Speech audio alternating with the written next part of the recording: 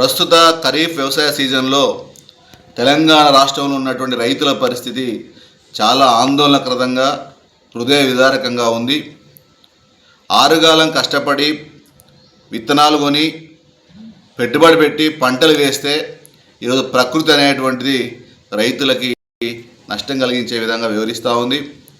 వర్షం సరిగా లేక లోటు వర్షపాతంతో వేసినటువంటి మొక్కజొన్న, పత్తి ఈ పంటలన్నీ ఇతర పంటలన్నీ కూడా ఈరోజు ఎండిపోయే దశలో ఉన్నటువంటి పరిస్థితి ఉంటా ఉంది. రాష్ట్ర ప్రభుత్వం ఈ ఎండిపోతున్నటువంటి పంటల్ని ఆదుకునే విధంగా, రైతులను ఆదుకునే విధంగా ఈరోజు చర్యలు చేపట్టాల్సిన అవసరం ఉంది. ఈరోజు పక్కనే ఉన్నటువంటి గోదావరిలో, అదేవిధంగా కృష్ణాలో నీటి సామర్థ్యం ఉంది.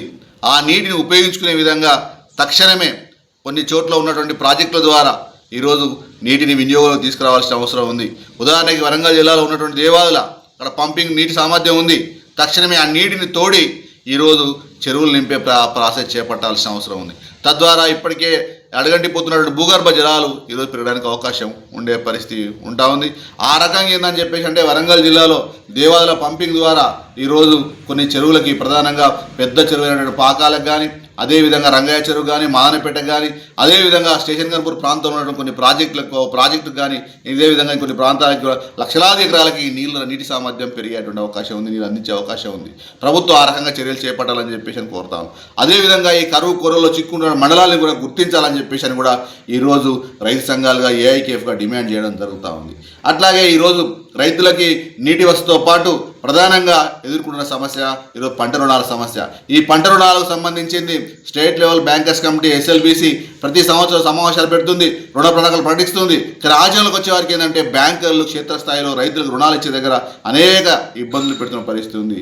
కాళ్ళ చెప్పులు అడిగేలా తిప్పించుకునే పరిస్థితి ఉంటా ఉంది. కాబట్టి తక్షణమే ఈరోజు ఎస్ఎల్బిసి ఆదేశాలకు అనుగుణంగా స్కేల్ ఆఫ్ ఫైనాన్స్ ప్రకారం పంట రుణాలు ఇచ్చే విధంగా ఈరోజు చర్యలు చేపట్టాలని చెప్పేసి అని కూడా ఈరోజు రైతు సంఘాల వైపు నుంచి డిమాండ్ చేస్తూ ఉన్నాం.